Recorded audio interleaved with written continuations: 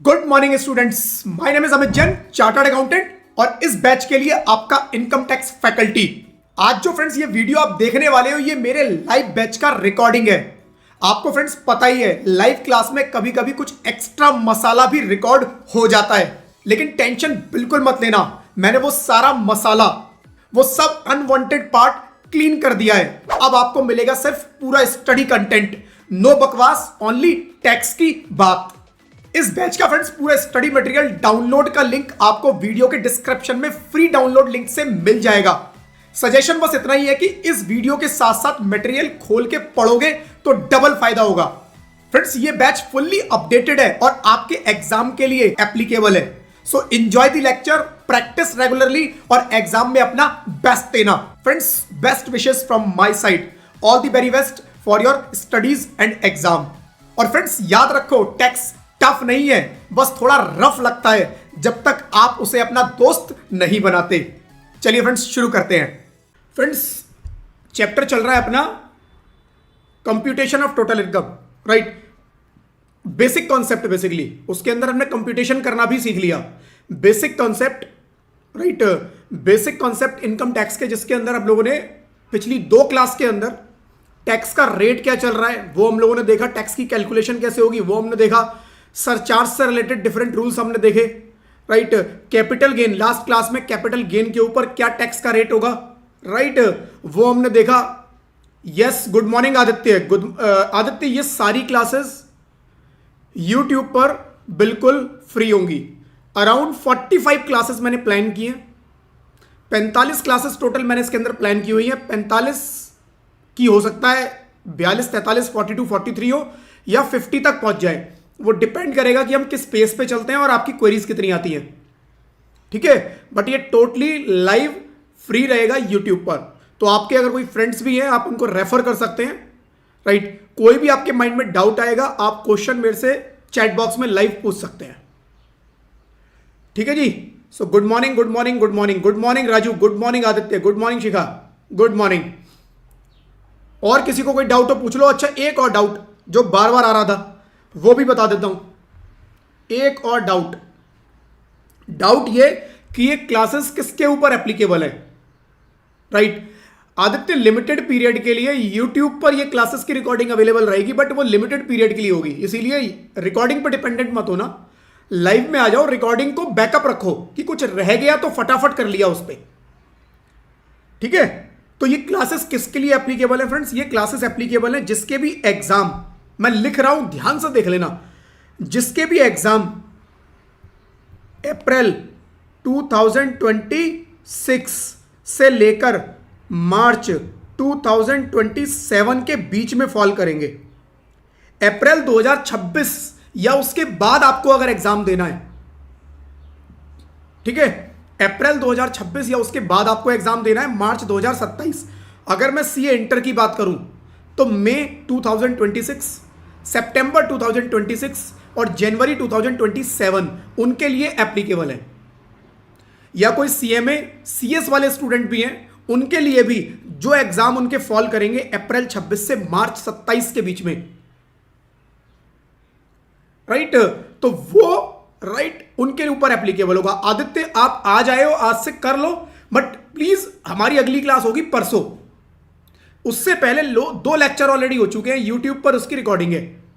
मेरे चैनल पर जाकर प्लीज लेक्चर 1 लेक्चर 2 जरूर देख लेना, ठीक है, क्योंकि स्टार्टिंग में ये 3 लेक्चर और हो सकता है आधी क्लास और हो, 3.5-4 लेक्चर के अंदर अंदर मैंने बेसिक कॉन्सेप्ट क्लियर कराए हैं। वो बेसिक कॉन्सेप्ट आपके पूरे आगे के 40-45 क्लासेस में काम आने वाले हैं, क्योंकि हर क्लास में हम लोग कंप्यूटेशन करेंगे, हर क्लास में हम टैक्स की कैलकुलेशन करेंगे, और वो बिना उसके पॉसिबल नहीं है। विष्णु, फर्स्ट लेक्चर डिलीट नहीं हुआ है, मेरे चैनल पर है, आप चैनल पर जाकर देखना। जिसको ना मिले मैं एक नंबर दे दूंगा, उस नंबर पे जाके आप बात करना, बात नहीं करनी, चैट करनी है, व्हाट्सएप पे मैसेज करना है, मेरी टीम आपको सपोर्ट कर देगी, ठीक है। कोई लेक्चर मैंने डिलीट नहीं किया है, अभी डिलीट करूंगा बट रुक कर, अभी आप लोगों के लिए अवेलेबल है, लिमिटेड पीरियड के लिए अवेलेबल है, ठीक है। चलो जी, अब शुरू करते हैं फ्रेंड्स अपनी आज की क्लास। आज की क्लास जो मैं बता रहा था कि लास्ट 2 क्लासेस अपनी हो चुकी हैं, 2 क्लास के अंदर मैंने क्या क्या कवर करवाया। मैंने 2 क्लास के अंदर आपको कवर करवाया जी कि आप टैक्स की कैलकुलेशन कैसे करोगे। टैक्स के 5 हेड हमने बात किया, पांचों हेड से इनकम निकाल के टोटल इनकम जो टोटल आएगा that is gross total income. Gross total income से आपको एक डिडक्शन मिलती है चैप्टर 6A की, सेक्शन 80C से लेकर 80U डिडक्शन। वो देने के बाद मेरी जो income I that is total income. हमने देखा टोटल इनकम के ऊपर आपको एजुकेशन सेस लगाना है, बट एजुकेशन सेस से पहले आपको चेक करना है क्या सरचार्ज एप्लीकेबल है। And if surcharge is applicable, right, if surcharge is applicable तो आपको सरचार्ज देखना है कि कितना लगेगा, 10%, 15% या 25%, डिपेंड करेगा टोटल इनकम कितनी है, राइट। तो टैक्स के ऊपर सरचार्ज ऐड करना है, देन उसके ऊपर एजुकेशन एसेस ऐड करना है। फिर हमने कैपिटल गेन के भी मोटा मोटा कुछ रेट देखे, वो पूरे रेट नहीं है, कुछ रेट हमने देखे। सारे रेट हम सीखेंगे किसमें, कैपिटल गेन के चैप्टर में। तो कैपिटल गेन पे कैलकुलेशन कैसे करनी है वो हमने देखी, राइट, कि मेरा शॉर्ट टर्म कैपिटल गेन है, लॉन्ग टर्म कैपिटल गेन है, या शॉर्ट टर्म शेयर्स वाला है या लॉन्ग टर्म शेयर्स वाला है। उसके अंदर टैक्स के रेट क्या थे वो हम लोगों ने देखे और कैसे कैलकुलेशन होगी। फिर मैंने एक नया कॉन्सेप्ट आपको दिखाया उसके अंदर की सरचार्ज। सरचार्ज किसी भी कैपिटल गेन जो कि स्पेशल रेट वाले हैं, कौन से, short term capital gain under section 111A, short term capital gain जो शेयर्स वाला है, लॉन्ग टर्म कैपिटल गेन जो शेयर्स वाला है सेक्शन 112A, या long term capital gain normal 12 है, राइट, वो सेक्शन 112, या डिविडेंड इनकम। इन 4 इनकम पे सरचार्ज कभी भी 25% नहीं लगेगा ना, इन 4 पे लगेगा, इन 4 की वजह से भी 25% सरचार्ज नहीं लगेगा। इसको हमने बहुत डिटेल में लास्ट क्लास में डिस्कस किया था, ठीक है। तो वो हमारा कैपिटल गेन के ऊपर सरचार्ज का कैसे रहेगा वो मैंने बताया। फिर कैजुअल इनकम हमने लास्ट क्लास में डिस्कस की थी कि casual income under section 115BB 30% का टैक्स रेट, कोई डिडक्शन नहीं मिलती, कोई खर्चे अलाउड नहीं। बट एक हमने देखा था कॉन्सेप्ट रिबेट का, रिबेट मिलती है 12 लाख तक की इनकम पे, 12 लाख तक की इनकम पे 60,000 रुपए की रिबेट, 12 लाख तक की इनकम पे 60,000 रुपए की रिबेट, जो कि हमने देखा कैजुअल इनकम से मिल जाती है। कैजुअल इनकम से हमें वो रिबेट मिल जाती है, बट किससे नहीं मिलती, लास्ट क्लास में हमने देखा जो नॉर्मल कैपिटल, जो शेयर्स वाला कैपिटल गेन होता है लॉन्ग टर्म, सेक्शन 112 कौन सा, ए, 112A जो शेयर्स वाला है, ठीक है, उसके ऊपर वो रिबेट नहीं मिलती। 87A की रिबेट सेक्शन 112A वाला जो long term capital gain shares वाला होता है नहीं मिलती, बट कैजुअल इनकम पे मिल जाएगी, राइट। ये हमने लास्ट क्लास में देखा। इतना राजू कुछ लिख रहे हैं, शॉर्ट टर्म कैपिटल गेन में न्यू टैक्स रिजीम में 20% का टैक्स लग रहा है, अंडर कैपिटल गेन 111 में। सर ओल्ड टैक्स रिजीम में नहीं, में ही राजू कैपिटल गेन पे जब मैं आऊंगा तब बताऊंगा। लास्ट क्लास में मैंने बताया था, जो आपने लिखा है वही मैंने लास्ट क्लास में बताया था कि सेक्शन 111A वाला जो है उस पर 20% का टैक्स रेट लगेगा। जो 112A और 112 वाला है उस पर 12.5% का टैक्स रेट है, स्पेशल रेट, ठीक है। तो ये मैंने ऑलरेडी लास्ट क्लास में बताया था, बट इसके आगे की स्टोरी जब मैं इस चैप्टर के ऊपर आऊंगा तभी बताऊंगा। अभी सबको कंफ्यूज नहीं करते, बस इतना समझते हैं। अभी मेरा पर्पस जो आपको रेट बताने का था वो केवल इतना था कि आपको कैलकुलेशन कैसे करनी है वो समझ में आए। एक बार कैलकुलेशन का मेथड समझ में आ गया, रेट तो फिर मैं आपको बता दूंगा कि इस सिचुएशन में ये कौन कौन से रेट्स हैं, वो रेट आप सीख जाओगे, रेट लगा देना, राइट, वो इतना बड़ा इशू नहीं है। विष्णु का आया सर 12 लाख पर 60 के रिबेट अभी एप्लीकेबल है क्या। मैंने फिर बताया, जिनके एग्जाम अप्रैल 26 से मार्च 27 के बीच में होने वाले हैं उनके ऊपर एप्लीकेबल है। जिनके एग्जाम अप्रैल 26 से पहले होने हैं, अगर किसी को अभी सितंबर 25 में एग्जाम देने हैं, राइट, सितंबर 25 में या जनवरी 26 में एग्जाम देने हैं, उनके ऊपर एप्लीकेबल नहीं है। इसीलिए मैं बोल रहा हूं इसको ध्यान रखना, ये बैच इन्हीं के लिए है केवल, ठीक है। चलो जी, अब फ्रेंड्स आज हम लोग क्या सीखेंगे, आज हम देखते हैं, हमने अभी तक देखा कि हम एक इंडिविजुअल, राइट, एक इंडिविजुअल, मैं, आप, मेरे फादर मदर, राइट, एक सिंगल पर्सन अगर कुछ काम करता है, पैसा कमाता है, तो उस पर कितना टैक्स लगेगा। अभी हम बात करेंगे फ्रेंड्स एक पार्टनरशिप फर्म, एक पार्टनरशिप फर्म मतलब मैंने और मेरे फ्रेंड ने मिलके एक फर्म बना ली, मैंने और मेरे फ्रेंड ने मिलकर एक फर्म बना ली, 50% शेयर मेरा, 50% शेयर उसका, या 60% मेरा 40% उसका, या 25 मेरा 75% उसका।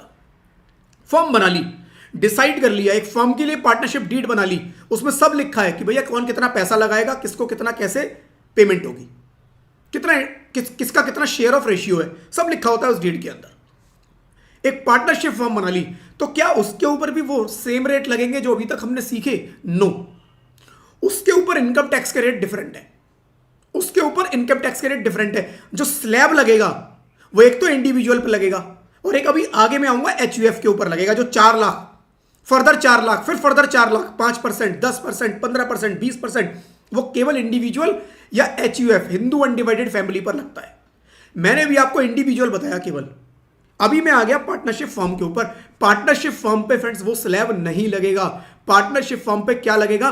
Flat rate 30%। जितना कमाएंगे 30%, जितना कमाएंगे 30%।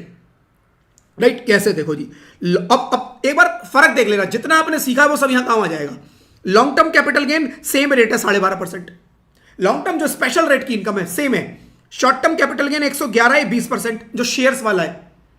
राइट? सब इंडिविजुअल की तरह, ये भी इंडिविजुअल की तरह, ये भी इंडिविजुअल की तरह। लॉन्ग टर्म कैपिटल गेन 112 है, 1,25,000 की छूट भी मिलेगी, 12.5% टैक्स भी लगेगा, सेम एज इंडिविजुअल। जो इंडिविजुअल के ऊपर हमने लास्ट क्लास में देखा।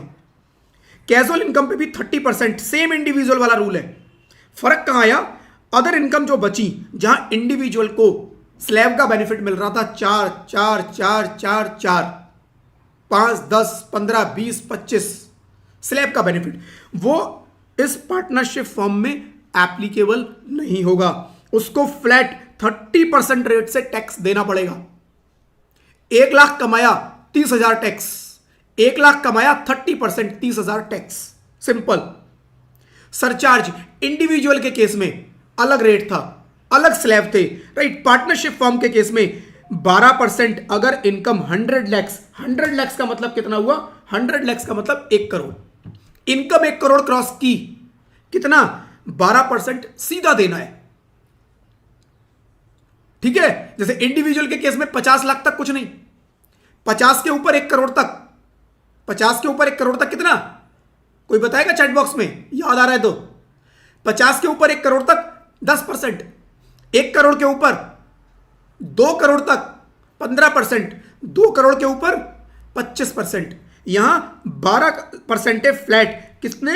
100 लैक्स के ऊपर इनकम, 100 लैक्स के ऊपर गई।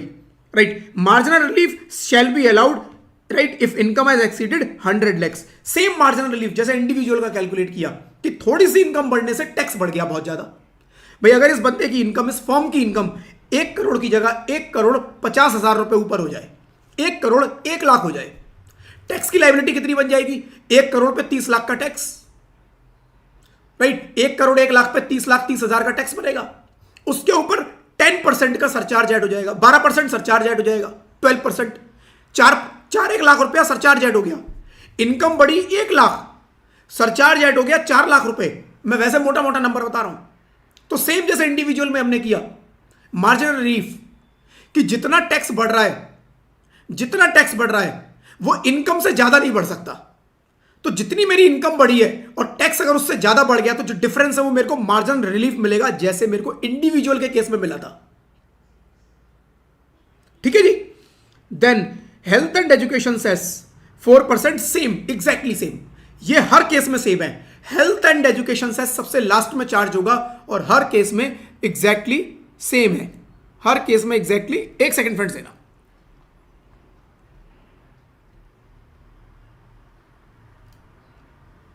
हाँ, हर केस में फ्रेंड्स एग्जैक्टली सेम होगा। ठीक है? देन चैप्टर 6A की डिडक्शन बिल्कुल नॉर्मल मैनर में मिलेगी, लेकिन चैप्टर 6A में जाके हम पढ़ेंगे कि उसमें अलग अलग तरह की डिडक्शन है।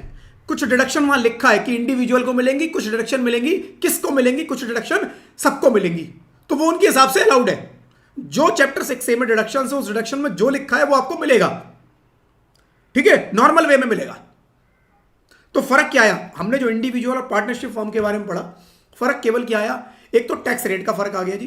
टैक्स रेट फ्लैट 30% हो गया, स्लैब के ऊपर दिमाग ही नहीं लगाना। ठीक है? दूसरा, सरचार्ज में फर्क आ गया। सरचार्ज में क्या फर्क आ गया जी, सरचार्ज अगर इनकम 1 करोड़ एक्सीड करेगी तो कितना हो जाएगा, 1 करोड़ एक्सीड करते ही सरचार्ज टोटल जो टैक्स लायबिलिटी है उसके ऊपर 12% लगेगा।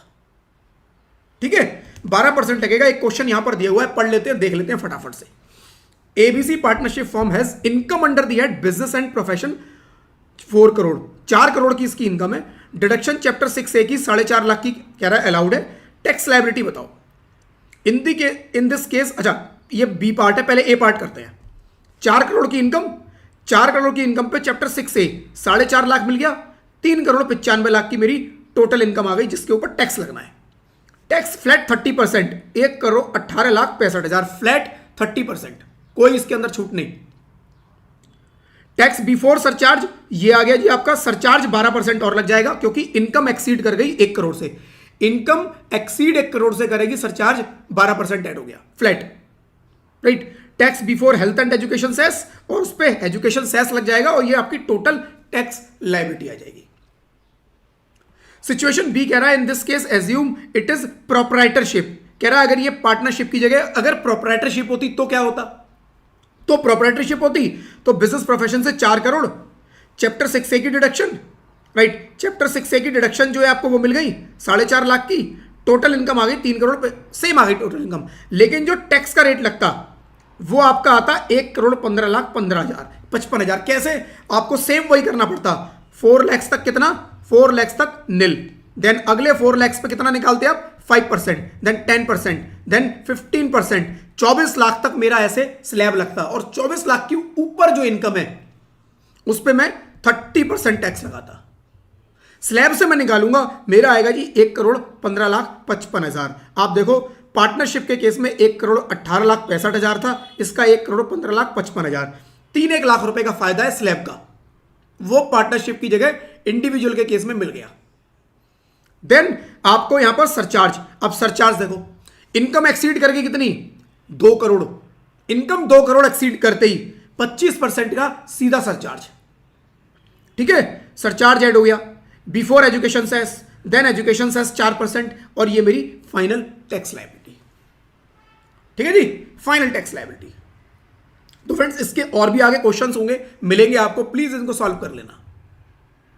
सेम पार्टनरशिप फर्म की जगह डोमेस्टिक कंपनी, आपने देखा होगा कंपनी होती है प्राइवेट लिमिटेड कंपनी, कंपनी के आगे नाम लिखा होता है ABC private limited, Infosys limited, right, Reliance limited, Reliance power limited, आपने ऐसे वर्ड्स होंगे लिमिटेड या प्राइवेट लिमिटेड, ये सब क्या है, कंपनी। कंपनी डोमेस्टिक कंपनी जो इंडिया में रजिस्टर्ड है, मोटा मोटा अभी के लिए बस इतना समझो, जो कंपनी इंडिया में रजिस्टर्ड है that is domestic company. Domestic company पर भी सेम जैसे पार्टनरशिप फॉर्म पे किया वही डोमेस्टिक कंपनी पे है।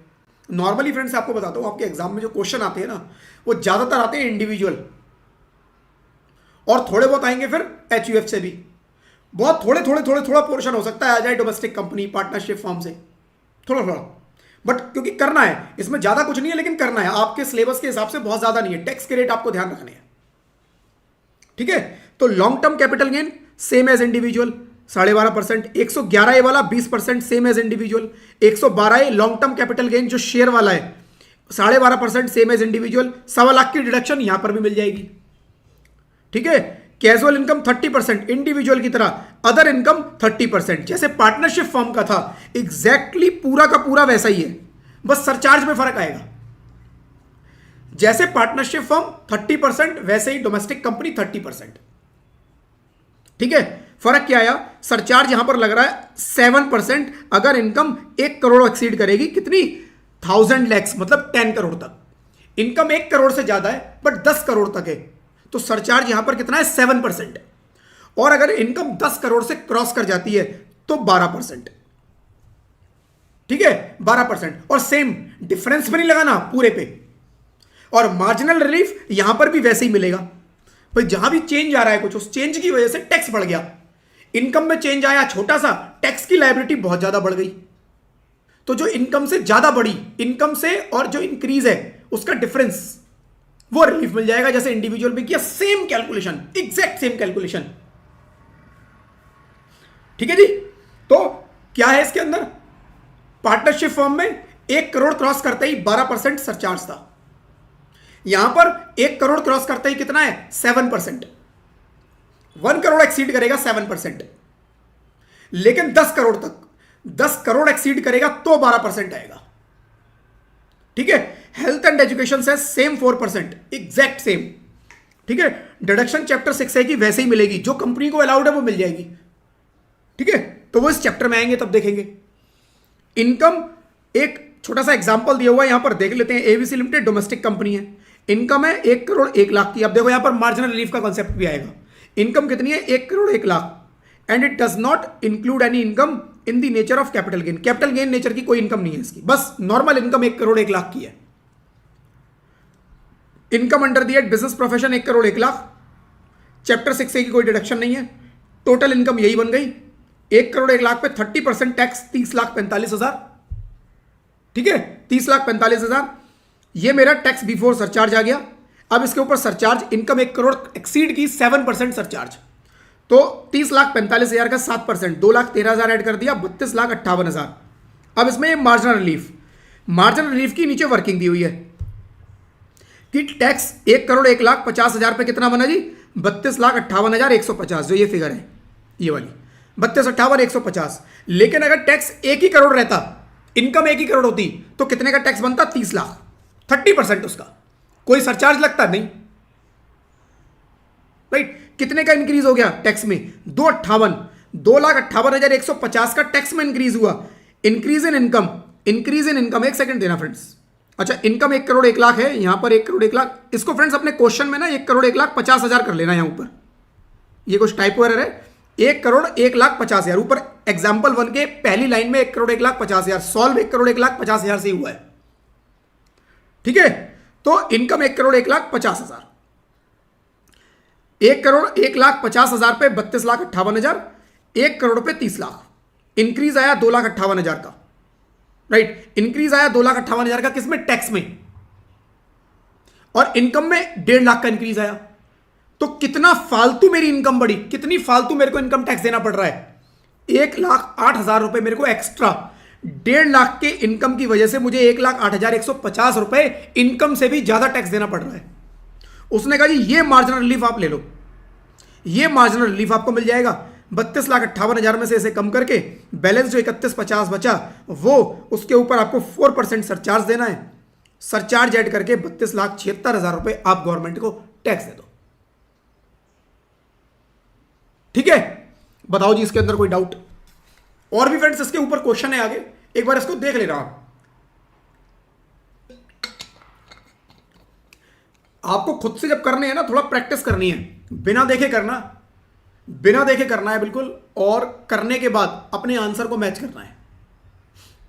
ठीक है, कुछ क्वेश्चंस फ्रेंड्स इसके अंदर दिए हुए हैं, वो आप देख लेना। फॉरेन कंपनी का भी देखो सेम है, बिल्कुल फॉरेन कंपनी का बिल्कुल सेम है, बस फर्क कितना है? जो इनकम है, राइट, जो कैपिटल गेन है 12.5%, 20%, 12.5%, बिल्कुल इंडिविजुअल की तरह है। कैजुअल इनकम 30%, बिल्कुल सेम, बस जो अदर इनकम है वो 40% पे टैक्स होगी।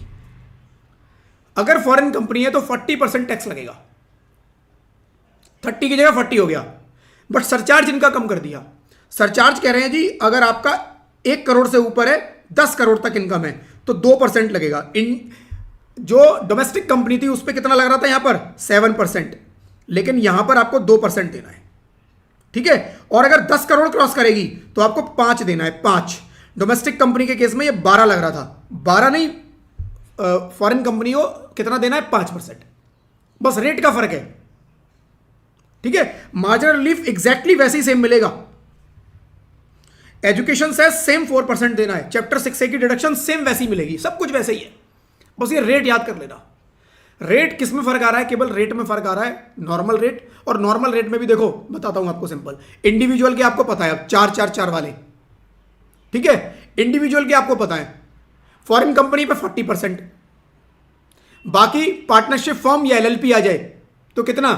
30, डोमेस्टिक कंपनी 30। सरचार्ज का रेट याद कर लेना, ठीक है जी। डोमेस्टिक कंपनी का मीनिंग दिया हुआ है, मीनिंग ऑफ डोमेस्टिक कंपनी।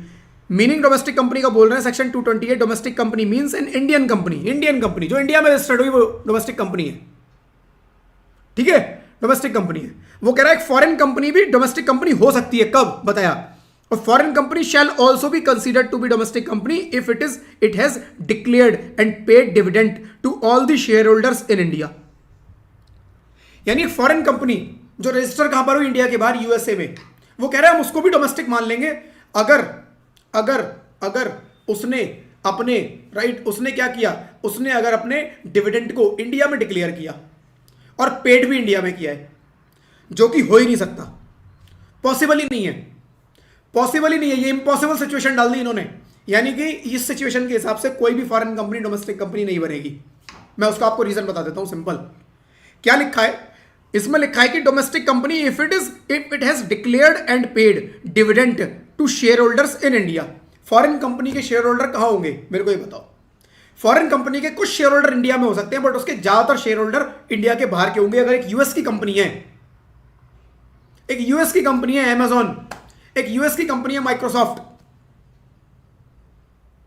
इसके मैक्सिमम शेयर होल्डर्स कहां के हैं? यूएस के।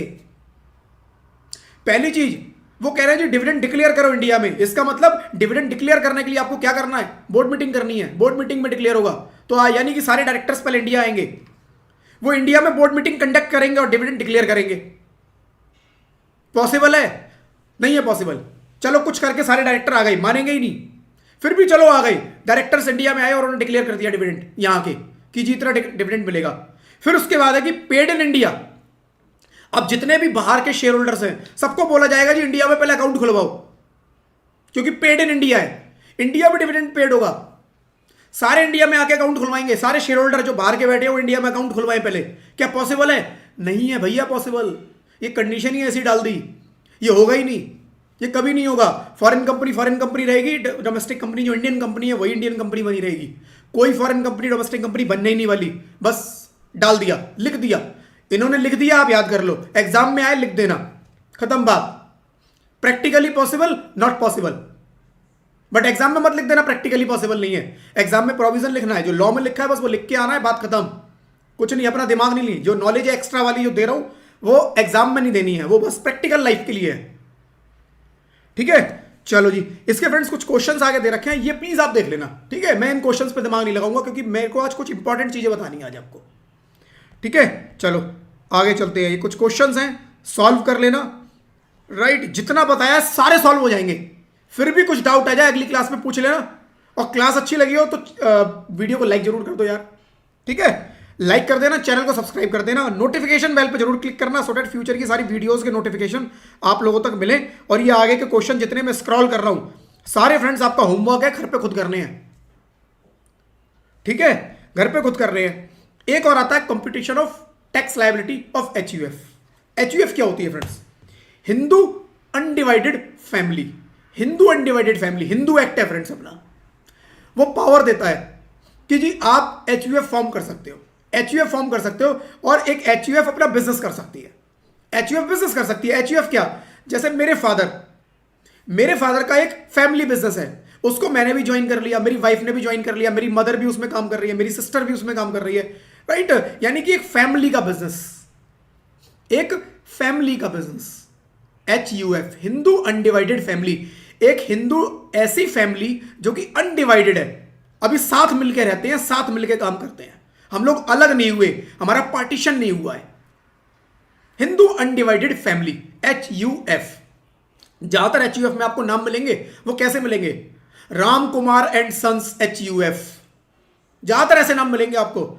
Mahesh Chandra and Sons HUF, Mahesh Chandra and Sons. Mahesh Chandra शायद उनके पिताजी का नाम होगा, सन्स मतलब उनके बेटे भी आ गए उसके अंदर, एंड एचयूएफ। ज्यादातर आपको एचयूएफ के नाम ऐसे ही मिलेंगे। ठीक है, तो एचयूएफ समझ में आ गई जी क्या होती है कि फैमिली मिलकर एक बिजनेस कर रही है तो वह एचयूएफ है। अब उसके ऊपर टैक्स लायबिलिटी कैसे होगी? हर एक पर्सन की डिफरेंट टैक्स लायबिलिटी है इनकम टैक्स के अंदर। इनकम टैक्स कहता है इंडिविजुअल पे अलग लगाएंगे, पार्टनरशिप पे अलग लगाएंगे, फॉर्म पे अलग, एलएलपी पे अलग, कंपनी पे अलग, फॉरेन कंपनी हो तो तुम पे अलग 40%। तुम अगर एचयूएफ हो तो तुम पे कैसे लगाएं? अब एचयूएफ की इनकम मेरी तो नहीं है, मेरे फादर की नहीं है, मेरे भाइयों की नहीं है, वो तो मिलके है, कंबाइंड है। तो वो कहते हैं कंबाइंड एक अलग लगेगा, एक अलग आप रिटर्न फाइल करो एचयूएफ की। एचयूएफ की एक सेपरेट रिटर्न फाइल होगी, एचयूएफ की सेपरेट इनकम टैक्स की लायबिलिटी निकाली जाएगी। कैसे निकाली जाएगी? उन्होंने बोला जी देखो एचयूएफ का जो कैलकुलेशन होगा वो 95% सेम होगा जैसे इंडिविजुअल का है। 95% सेम होगा इंडिविजुअल का है, कुछ कुछ चेंजेस आएंगे, वो बताता हूं अभी। राइट यानी कि इंडिविजुअल और एचयूएफ के केस में टैक्स लायबिलिटी बिल्कुल सेम कैलकुलेट करनी है। कहां चेंज है दिखा देता हूं। Hindu and divide family HUF refer family that follow the Hindu religion. Hindu religion right, क्योंकि हिंदू एक्ट से ड्राइव हो रहा है ये, ठीक है। The senior most male member of family known as karta. Senior most ma'am यानी कि मैं अगर अपने फादर के एचयूएफ का पार्ट हूं तो मेरे फादर जो सीनियर मोस्ट मेल मेंबर हैं वो एचयूएफ के कर्ता होंगे। कर्ता मतलब एक तरह से हर कंपनी में एक मैनेजर, डायरेक्टर होता है ना, डायरेक्टर कंपनी को चलाता है। प्रोप्राइटर के केस में, इंडिविजुअल के केस में प्रोप्राइटर होता है, प्रोप्राइटरशिप के केस में कि वो कंपनी को चलाता है। ऐसे ही एचयूएफ में कर्ता होता है। कर्ता वर्ड यही देखने को मिलेगा आपको, कर्ता राइट। तो कर्ता होगा जो रेस्पॉन्सिबल है managing and controlling the affairs of HUF. Any ancestral property, कोई पूर्वजों की मेरी प्रॉपर्टी है, बिजनेस है, कोई एसेट्स हैं received by karta are considered common property of family. जो ऊपर से मिला मेरे फादर को, वो मेरे फादर की एंसेस्ट्रल जो प्रॉपर्टी है वो एचयूएफ की प्रॉपर्टी मानी जाएगी। कोई पूर्वजों का बिजनेस था वो मेरे फादर को मिल गया, वो एचयूएफ का बिजनेस माना जाएगा, क्योंकि सबका है वो, उसमें किसी एक का हक नहीं है, वो सबका है HUF right. And the tax implication for the property are outlined below.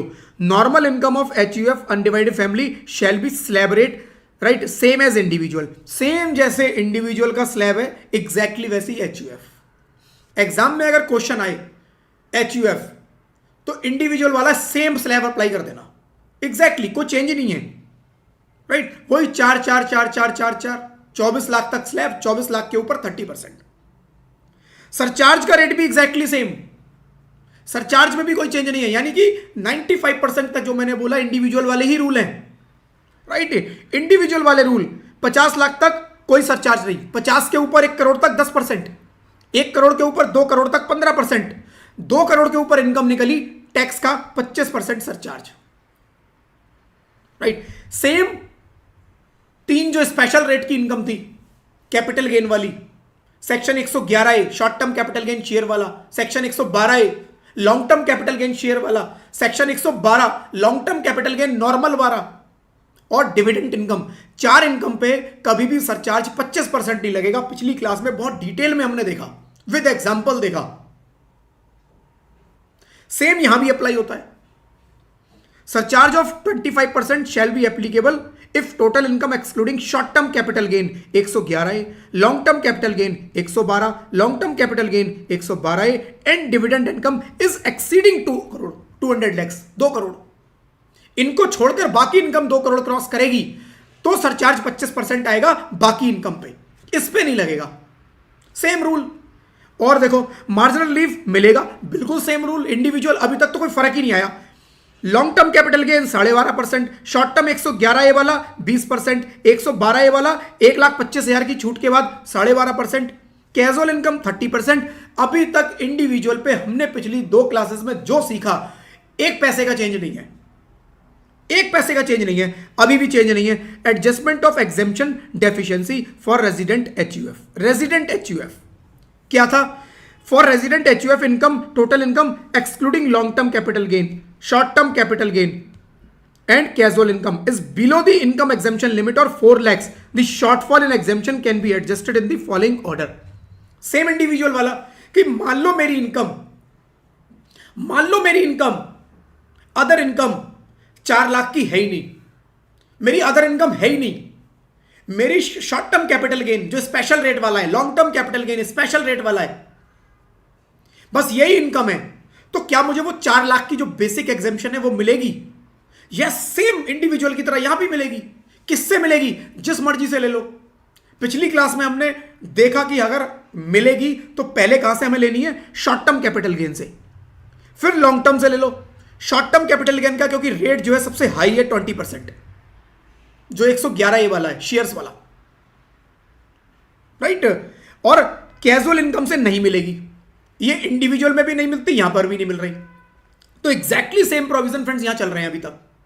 अभी तक एक पैसे का फर्क नहीं आया, एक पैसे का फर्क नहीं आया। अब जो फर्क है वो लास्ट लाइन में यहां लिखा हुआ है, बस ये फर्क है। All the other provision shall be similar to individual but rebate under section 87A is not allowed.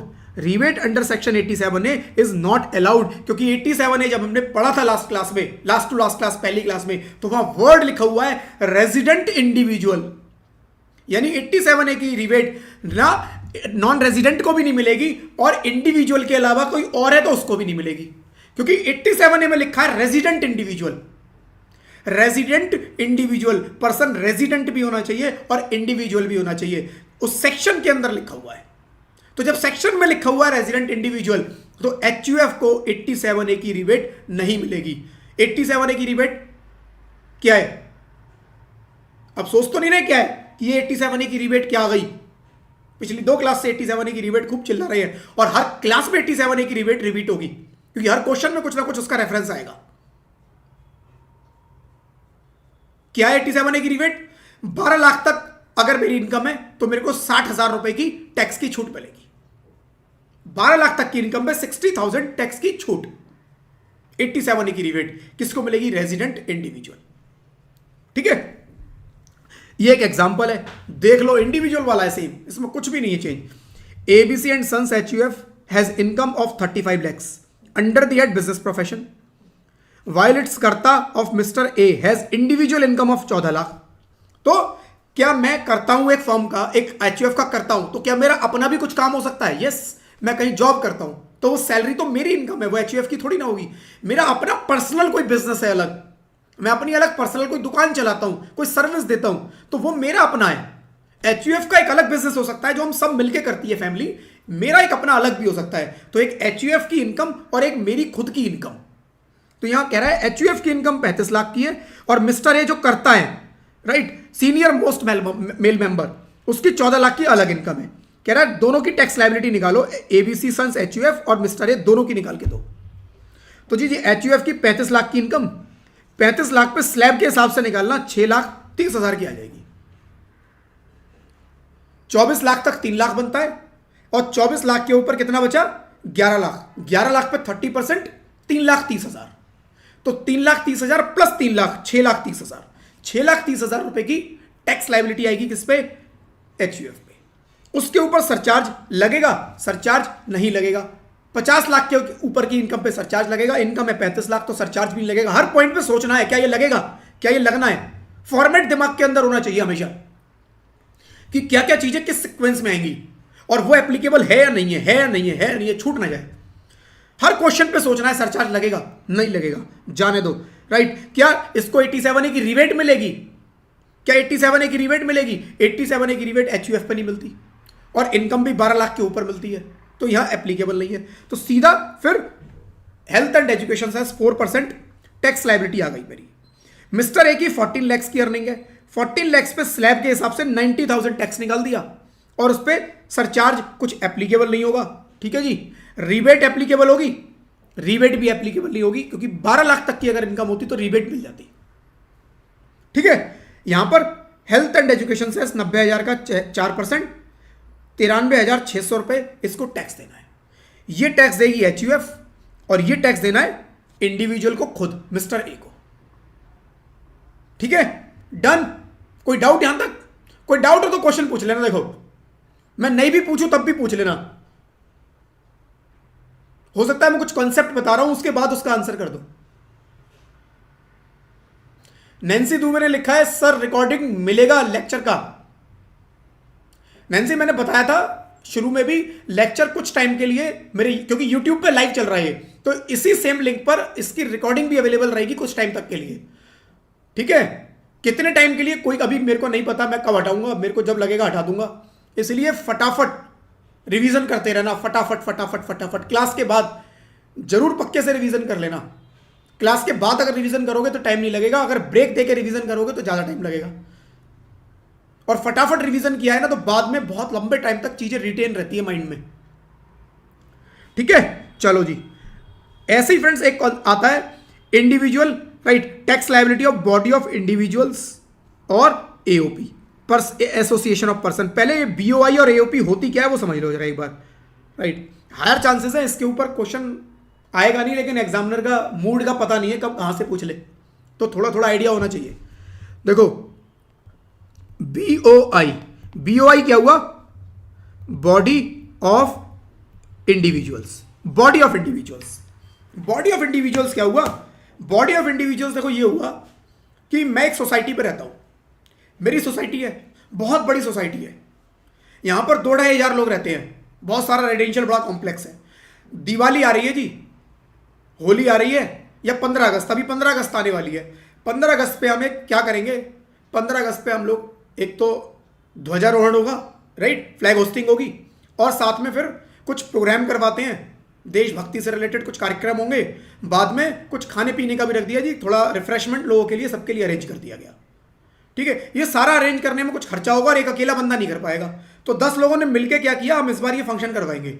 10 लोग मिल गए, उन्होंने अलग अलग फ्लैट से सबसे कलेक्शन किया और उसको खर्चा किया। ये 10 लोग मिलकर जो काम कर रहे हैं, ये क्या है? Body of individuals. किसी पर्टिकुलर इवेंट को करने के लिए, किसी पर्टिकुलर इवेंट को करने के लिए कुछ लोग मिलके अगर कोई काम कराते हैं और उससे कुछ अर्निंग आती है, that is body of individuals. और जो अर्निंग आएगी वो अर्निंग किसकी होगी? बॉडी ऑफ इंडिविजुअल्स, क्योंकि वो अर्निंग जो होगी वो किसी एक पर्सन की नहीं होगी, वो 10 लोग मिलके काम कर रहे हैं। तो आप ये नहीं कह सकते कि इसकी है या उसकी है या उसकी है उसकी है उसकी है। अगर उसमें से कुछ अर्निंग आई है तो वो अर्निंग किसकी है? Body of individuals. कलेक्शन हुआ 10 लाख का, खर्चा 5 ही लाख का हुआ, बस 5 लाख बच गए। किसकी अर्निंग है? Body of individuals. Clear? Body of individuals कि 10 लोग मिलकर कोई पर्टिकुलर इवेंट के लिए इकट्ठा हो जाते हैं। अब वो रजिस्टर्ड भी हो सकते हैं, अनरजिस्टर्ड भी, रजिस्टर्ड भी हो सकते हैं।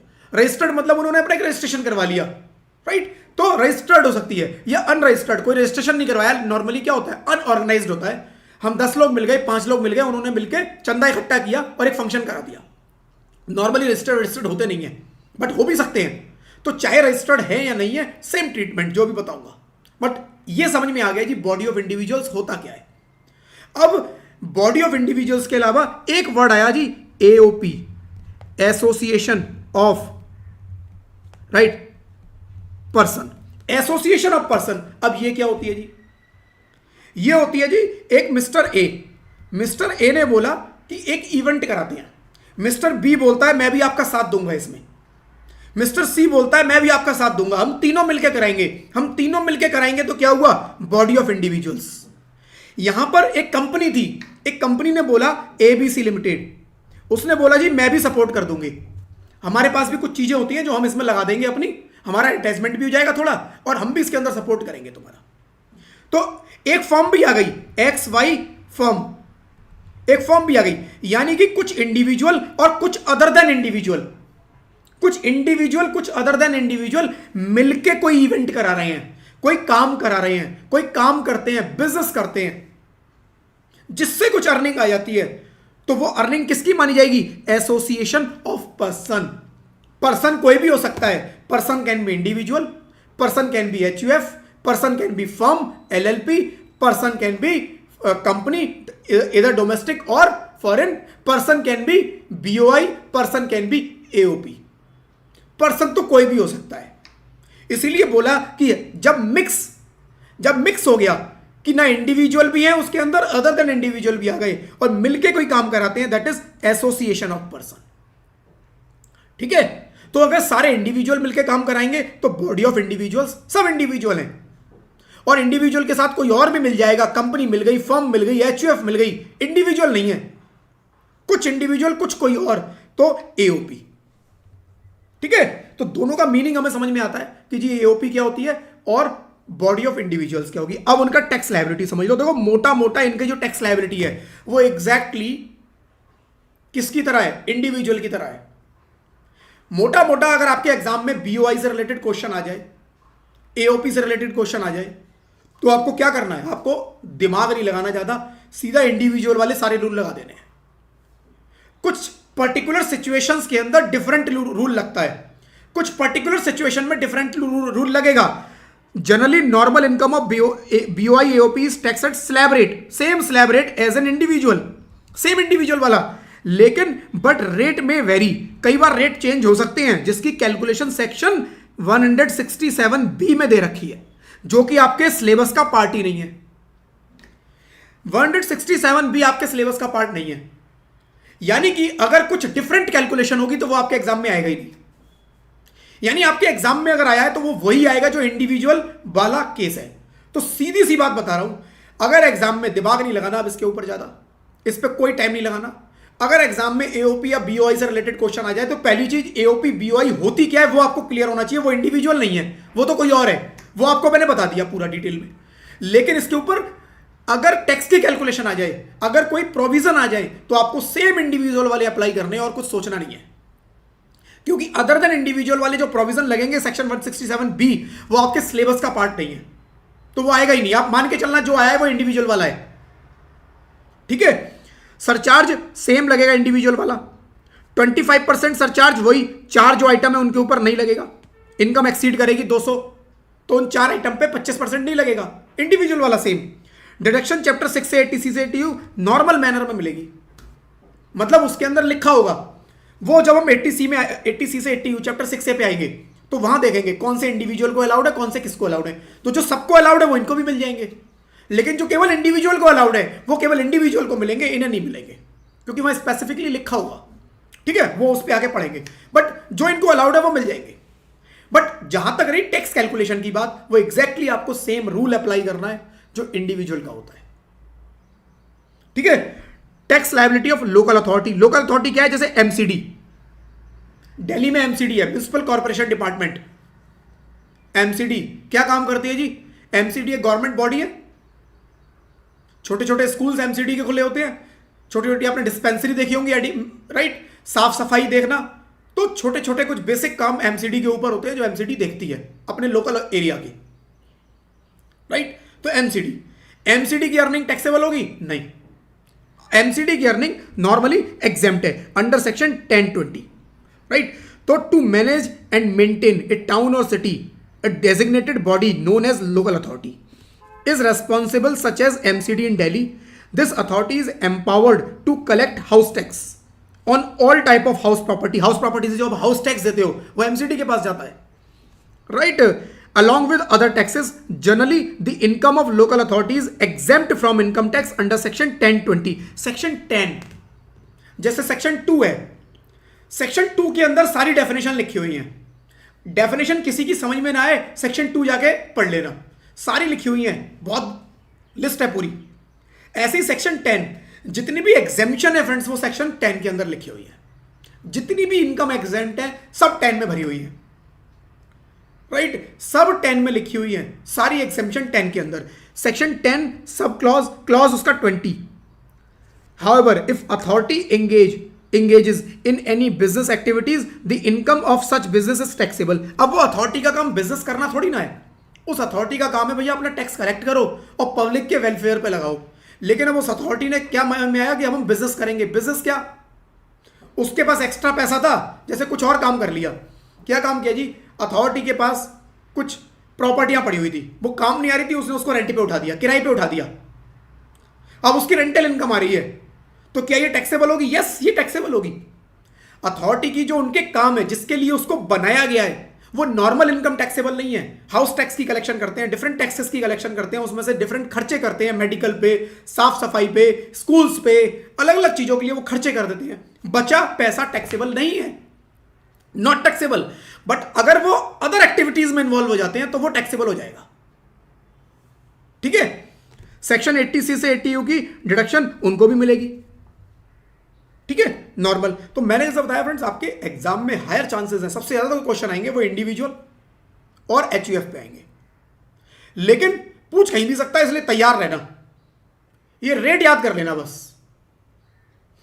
चलो जी, पर्सन सेक्शन 231 मैंने बताया डेफिनेशन सब सेक्शन 2 में है। सेक्शन 2 उसका क्लास 31, उसमें पर्सन की डेफिनेशन लिखी हुई और उसके अंदर बताया है पर्सन मतलब ऑल पर्सन। इंडिविजुअल भी हो सकता है, एचयूएफ भी हो सकता है, कंपनी भी हो सकता है, फर्म भी हो सकता है, एओपी या बीओआई भी हो सकता है, वेदर इनकॉर्पोरेटेड और नॉट, चाहे उसका रजिस्ट्रेशन हुआ या नहीं हुआ फर्क नहीं पड़ता, ठीक है। लोकल अथॉरिटी भी हो सकती है या कोई आर्टिफिशियल जुडिशियल पर्सन भी हो सकता है। आर्टिफिशियल जुडिशियल पर्सन कैसा होता है? जैसे अपनी आईसीएआई जो है, under the act of parliament बनी है, under the act of parliament. कोई पर्सन है नहीं, ये क्या है, आर्टिफिशियल ज्यूरिडिक्शनल पर्सन। तो कोई भी इनमें से हो सकता है फ्रेंड्स, ये सब क्या होंगे, पर्सन।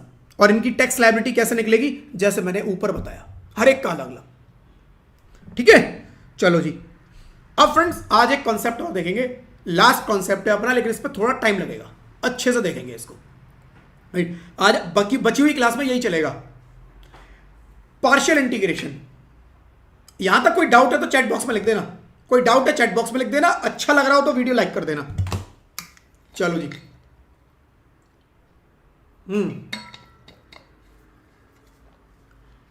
तो partial integration of agricultural income, section 10(1). Section 10 मैंने बोला कि एग्जेम्पशन का है, सेक्शन 10 मैंने बोला एग्जेम्पशन का है। तो क्या एग्रीकल्चरल इनकम एग्जेम्प्ट है? Answer is yes, agricultural income exempt है। एग्रीकल्चर इनकम एग्जेम्प्ट है तो हम पढ़ क्यों रहे हैं फिर इसको? जब एग्जेम्प्ट है तो एग्जेम्प्ट है, एग्रीकल्चर इनकम आएगी, सिंपल, उसको हटा देंगे, बाहर कर देंगे, कैलकुलेशन का पार्ट ही नहीं बनेगी।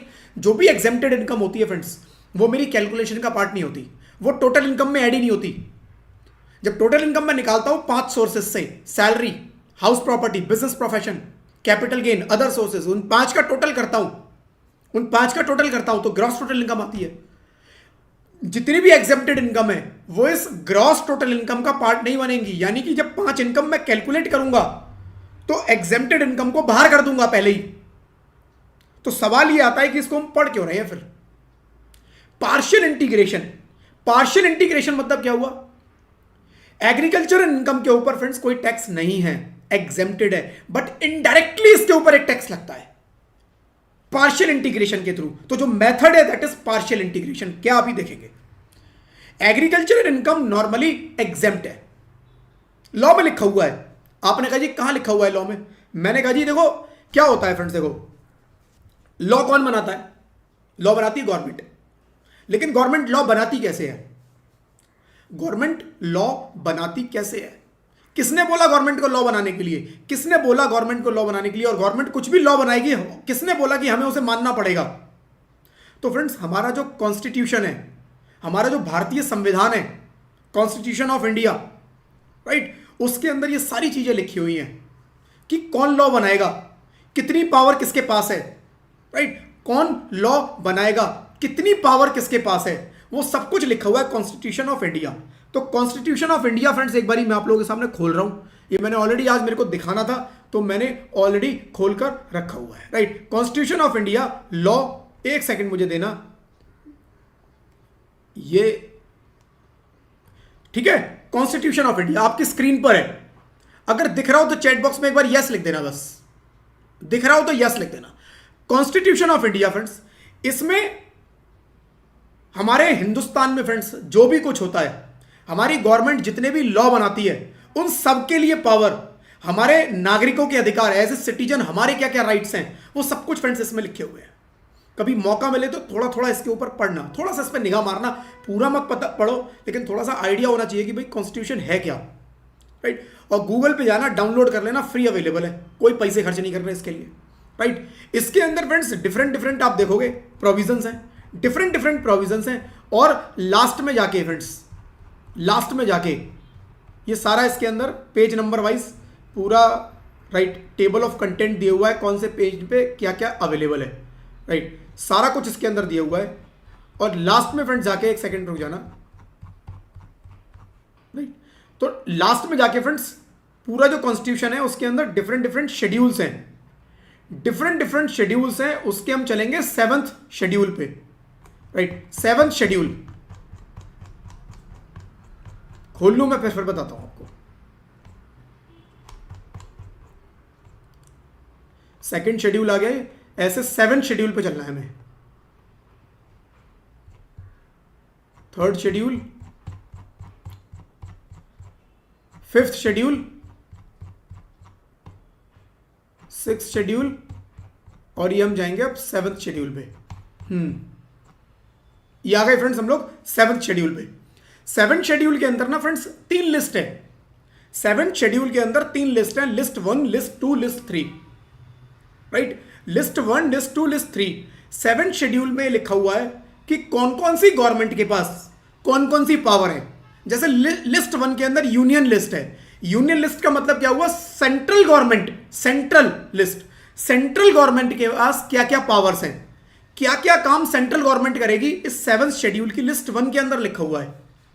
ऐसे ही लिस्ट 2 है, लिस्ट 2 इसके नीचे दी हुई है, आप जाके देखना। लिस्ट 2 में लिखा हुआ है स्टेट गवर्नमेंट क्या क्या काम करेगी, उसके पास क्या क्या पावर है। तो स्टेट गवर्नमेंट की पावर लिस्ट 2 में लिखी हुई है। और लिस्ट 3 जो है वो कंकरेंट लिस्ट है, कंकरेंट लिस्ट।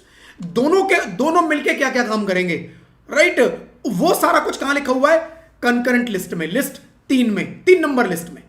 तो 7th शेड्यूल का लिस्ट 1 यूनियन लिस्ट, इसका एंट्री नंबर देखो, एंट्री 1 2 3, ऐसे एंट्री नंबर 82 पे आ जाओ।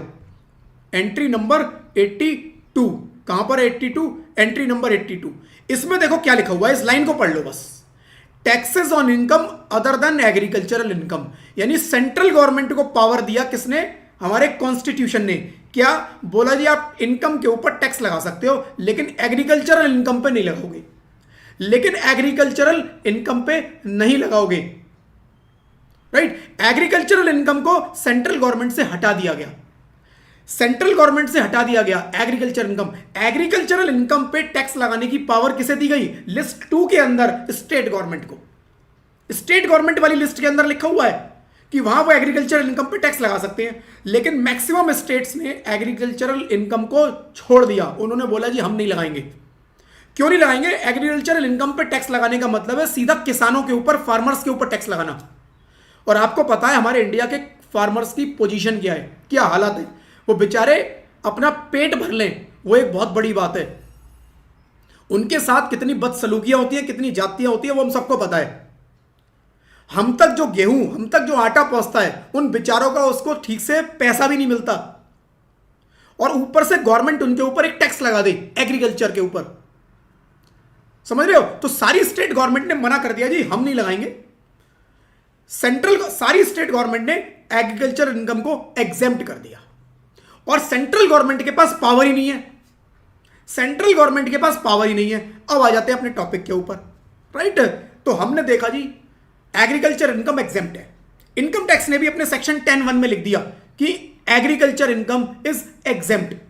तो आप बोलोगे फिर पढ़ क्यों रहे हैं?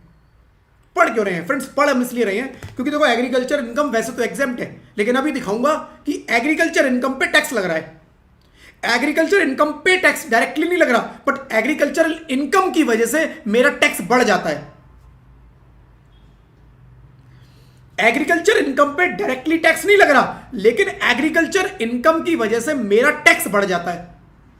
तो गवर्नमेंट ने सीधा ऐसे कान ना पकड़ के घुमा के ऐसे पकड़ लिया है। बोला जी देखो एग्रीकल्चर इनकम तो एग्जेम्प्ट है, हम एग्रीकल्चर इनकम पे नहीं लगाएंगे, लेकिन एग्रीकल्चर इनकम अगर तुम्हारी हुई तो तुम्हारी जो दूसरी इनकम है हम उस पर एक्स्ट्रा टैक्स लेंगे। तो यार बात तो वही हुई, एक तरह से तुम यही तो कर रहे हो, एग्रीकल्चर इनकम पे तो ले रहे हो, तुम बोल नहीं रहे। क्यों? क्योंकि तुम्हारे पास पावर नहीं है। कॉन्स्टिट्यूशन ने मना कर दिया, तुम एग्रीकल्चर इनकम पे नहीं लगा सकते। तुमने भी बोल दिया जी ठीक है, सेक्शन 10(1) हमने डाल दिया अपने एक्ट में, एग्रीकल्चर इनकम इज एग्जेम्प्ट। लेकिन अभी पार्शियल इंटीग्रेशन दिखाऊंगा। Partial integration method of calculation है। जो ये मेथड जब हम अप्लाई करते हैं तो मेरी अदर इनकम पे इस एग्रीकल्चर इनकम की वजह से टैक्स बढ़ जाता है। क्या होता है पार्शियल इंटीग्रेशन पहले बताऊंगा, फिर पढ़ेंगे, ठीक है? क्या होता है समझना, ठीक है? देखो बिल्कुल सिंपल सा एक छोटा सा एग्जांपल लूंगा। मेरी अदर इनकम है कितने की? 10 लाख रुपए की। मेरी 10 लाख रुपए की अदर इनकम है, ठीक है? मेरी एग्रीकल्चर इनकम ये है मेरी 5 लाख रुपए की, ठीक है?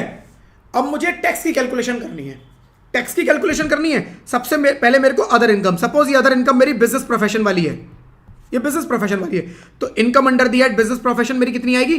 10 लाख, ठीक है? मेरी ग्रॉस टोटल इनकम कितनी बनेगी? 10 लाख।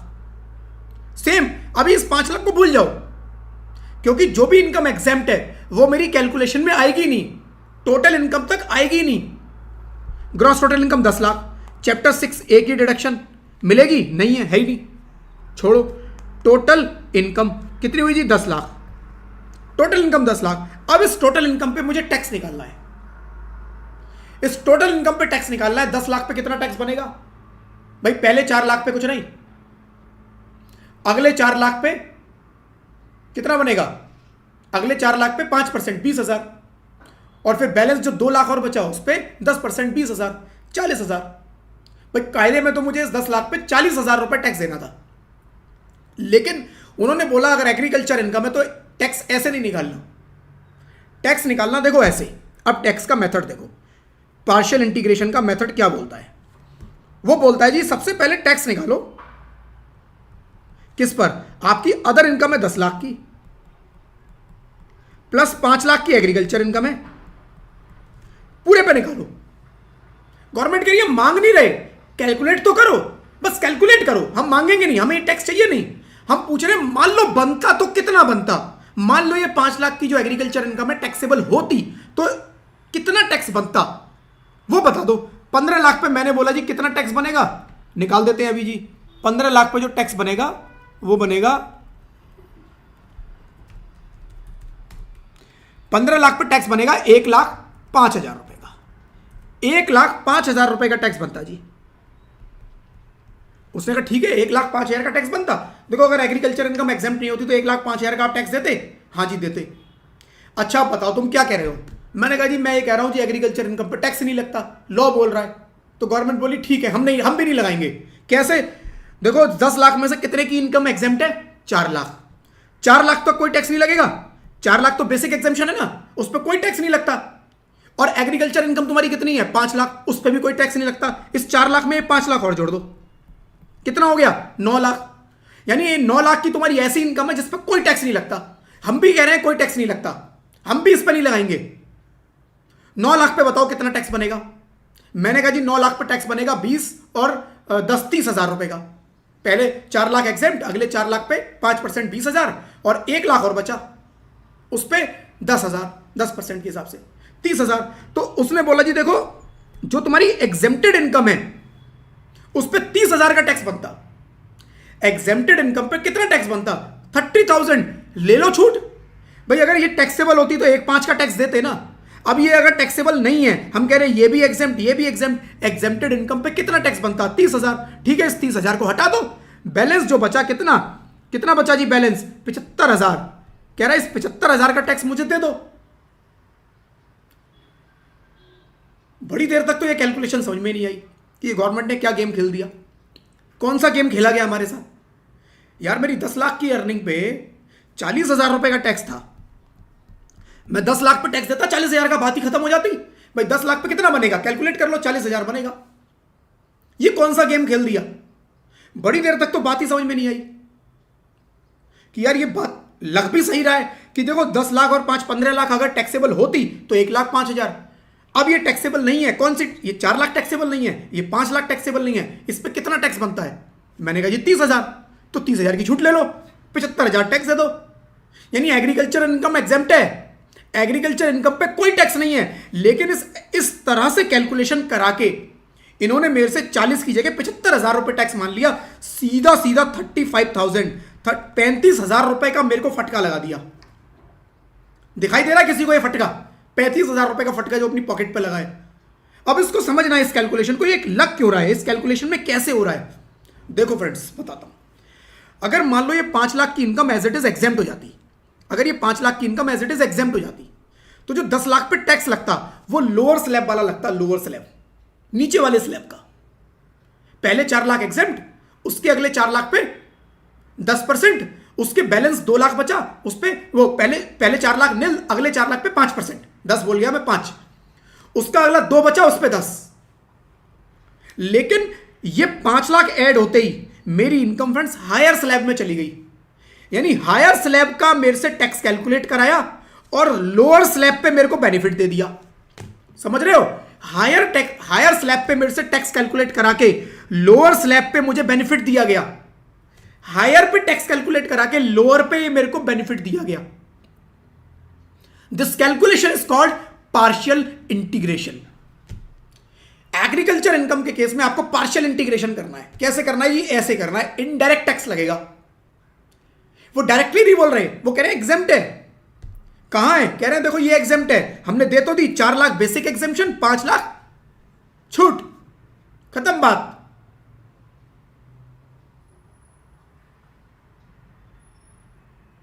आ रही है कैलकुलेशन समझ में? अगर कैलकुलेशन समझ में आ रही है तो यस लिख देना एक बार। अभी और डिटेल में थोड़ा और एक्सप्लेन करूंगा इसको, और एग्जांपल ले लेंगे, ठीक है? बट मोटा मोटा कंसेप्ट समझ गए कि भाई पार्शियल इंटीग्रेशन में क्या होगा। पार्शियल इंटीग्रेशन में आप टोटल इनकम पहले एग्रीकल्चर इनकम को इग्नोर करके निकाल देना, क्योंकि ये तो एग्जेम्प्ट है, और जो एग्जेम्प्ट इनकम होती है वो कभी भी टोटल इनकम का पार्ट नहीं होती, वो टोटल इनकम में इंक्लूड नहीं होती। कभी भी पार्शियल, कभी भी मेरी एग्जेम्प्टेड इनकम टोटल इनकम में इंक्लूड नहीं होगी, ये ध्यान रखना। तो ये 5 लाख की इनकम 10 लाख में इंक्लूड नहीं होगी, तो टोटल इनकम तो ऐसे ही निकलेगी। अब बात आएगी टैक्स कि मैं टैक्स की कैलकुलेशन कैसे करूं। टैक्स की कैलकुलेशन के लिए नीचे आप वर्किंग दिखाओगे, ऐसी नीचे ये वर्किंग अलग से दिखाओगे, और इस वर्किंग में दिखाओगे tax on total income including agriculture income, ये आएगी जी। Tax on basic exempted income plus agricultural income, तो ये 9 लाख पे दिखाओगे जी। टोटल पे कितना बनता है? 1,05,000। एग्जेम्प्टेड इनकम पे कितना बनता है? 30,000। जो एग्जेम्प्टेड इनकम का टैक्स है वो छूट गया, खत्म बात। बैलेंस जो 75,000 है टैक्स के दो। यानी गवर्नमेंट ने सीधा टैक्स ना मांग के ऐसे टैक्स मांगा है, घुमा के। अब इसके पीछे का लॉजिक भी बताता हूं। आपको लग रहा होगा ये तो बड़ी ज्यादती है, ये तो बड़ी ज्यादती है। अच्छा, कितने लोगों को लग रहा है ये ज्यादती है? जरा लिखना यस। कितने लोगों को लग रहा है ये ज्यादती हुई है हमारे साथ कि यार ये तो गड़बड़ कर दी गवर्नमेंट ने? अभी दिखाऊंगा ये गड़बड़ नहीं है, ये बिल्कुल सही प्रोविजन बनाया है, ये बढ़िया प्रोविजन बनाया है।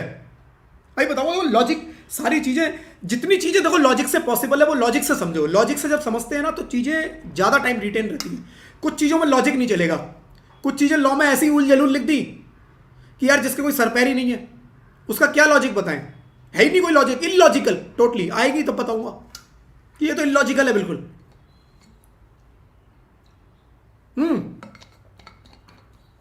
भैया मैं देख के लगेगा ये तो ज्यादती हो गई यार। कॉन्स्टिट्यूशन ऑफ इंडिया कह रहा है कि जी पावर स्टेट गवर्नमेंट के पास है एग्रीकल्चर पे। स्टेट गवर्नमेंट कह रहा है हम तो टैक्स ही नहीं लगाएंगे। सेंट्रल गवर्नमेंट कह रही है हम पे पावर ही नहीं, हम कैसे लगा सकते हैं? हमने तो अपने इनकम टैक्स एक्ट में भी लिख दिया section 10(1) agriculture income is exempt, और फिर ये नए तरीके से टैक्स लगा दिया। ज्यादती हो गई। देखो इस ज्यादती के पीछे का रीजन बताता हूं क्या है। हमारे इंडिया में ना बड़े शातिर लोग हैं, बड़े शातिर लोग हैं, मतलब टैक्स प्लानिंग करने में इतने जबरदस्त जिसका जवाब नहीं। टैक्स प्लानिंग जबरदस्त होती है उनकी। क्या टैक्स प्लानिंग होती है?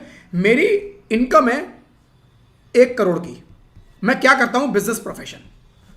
मैं 1 करोड़ की इनकम है, मैं बिजनेस प्रोफेशन करता हूं।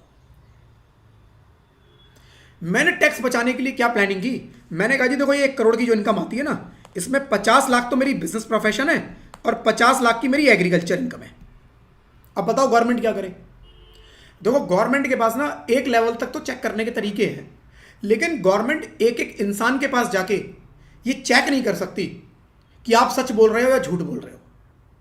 कुछ झूठ, कुछ गलत काम इतने तरीके से किए जाते हैं, गवर्नमेंट सिस्टम के थ्रू पकड़ने की कोशिश करती है, लेकिन वो सिस्टम में भी कैप्चर नहीं होते।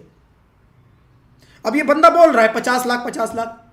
मेरे को एक बात बताना, ये जो एग्रीकल्चर इनकम एग्जेम्प्ट करने के पीछे थॉट था कि स्टेट गवर्नमेंट ने बोला जी एग्रीकल्चर इनकम पे हम कोई टैक्स नहीं लगाएंगे, वो थॉट क्यों था? कि भाई हमारा किसान बहुत गरीब है, हमारे किसान की कोई अर्निंग नहीं है, हमारा किसान वैसे ही परेशान है, उसको कोई सपोर्ट नहीं मिल पाता कई बार, और ऊपर से हम उसके ऊपर टैक्स लगा दें। आइडली कॉन्स्टिट्यूशन ने पावर दी थी, लगाना चाहते लगा देते, लेकिन क्यों? उनको सपोर्ट करने के लिए, एक जो लोअर लेवल के लोग हैं, जो गरीब है बेचारे, उनको सपोर्ट करने के लिए उसको एग्जेम्प्ट किया गया। सेंट्रल गवर्नमेंट भी उस पर टैक्स नहीं लगाना चाहती थी, लेकिन ऐसे केसेस आए, ये केसेस कि मेरी इनकम नॉर्मल बिजनेस से है, लेकिन मैं दिखा क्या रहा हूं, मेरा आधा इनकम नॉर्मल बिजनेस का, आधा एग्रीकल्चर इनकम। गवर्नमेंट ने सिंपल एक चीज बोली कि भैया देखो, जो बंदा एग्रीकल्चर कर रहा है ना, जो किसान है, उसके पास ये नॉर्मल बिजनेस करने का टाइम ही नहीं है। जिसकी एग्रीकल्चर इनकम होगी ना, उसकी एग्रीकल्चर इनकम ही होगी। छोटी मोटी कुछ अर्निंग आ गई, लेकिन मेजर अर्निंग नहीं आएगी। ऐसे लोग जिनकी बहुत बड़ी बड़ी अदर इनकम होती है और साथ में कहते हैं जी एग्रीकल्चर इनकम है, ये लोग करते हैं धांधलेबाजी, ये लोग करते हैं गड़बड़, ये अपनी जो दूसरी इनकम है उसको एग्रीकल्चर बताते हैं। तो जो लोग बोलेंगे जी मेरी पूरी एग्रीकल्चर इनकम है, मैंने बोला जी मेरी 1 करोड़ की टोटल एग्रीकल्चर इनकम है, तो आप इसके ऊपर टैक्स लगाओगे? नो, पार्शियल इंटीग्रेशन अप्लाई नहीं होगा। पार्शियल इंटीग्रेशन वहां अप्लाई होगा फ्रेंड्स जहां पर अदर इनकम भी है और एग्रीकल्चर इनकम भी है, क्योंकि वहीं पर तो ऐसी कैलकुलेशन बनेगी कि other income plus agriculture income पे टैक्स। मेरी केवल एग्रीकल्चर इनकम है, पार्शियल इंटीग्रेशन अप्लाई नहीं होगा। तो वो कहते हैं जो जो असली किसान है उसकी एक्चुअली एग्रीकल्चर इनकम होगी, एक्चुअल एग्रीकल्चर इनकम होगी जी 10 लाख रुपए मैंने एग्रीकल्चर से कमाई, वो कहते हैं पूरी एग्जेम्प्ट, कोई दिक्कत नहीं। हमें तो ऐसे लोगों को पकड़ना है, ऐसे लोगों को टैक्स करना है जो ये 50 लाख रुपए एग्रीकल्चर और 50 बिजनेस प्रोफेशन, वो कहते हैं जी आ जाओ जी पार्शियल इंटीग्रेशन होगा। और पार्शियल इंटीग्रेशन में क्या होगा? थोड़ा तो बच ही जाएगा, थोड़ा तो बच ही रहा है, लेकिन बहुत ज्यादा नहीं बचेगा, मोटे मोटे नहीं बचा पाओगे। जो 50 लाख को तुम पूरा एग्जेम्प्ट कराने की कोशिश कर रहे थे अब नहीं हो पाएगा, अब तुम्हें टैक्स देना पड़ेगा, छोटा मोटा बच जाएगा। जो लोअर स्लैब है नीचे का उसका कुछ थोड़ा बहुत बेनिफिट ले लोगे, लेकिन उसके बाद आपको कोई बेनिफिट नहीं मिलेगा। ठीक है, तो ऐसे लोगों को टैक्स करने के लिए, ऐसे लोगों की प्लानिंग को रोकने के लिए फ्रेंड्स ये प्रोविजन लाया गया।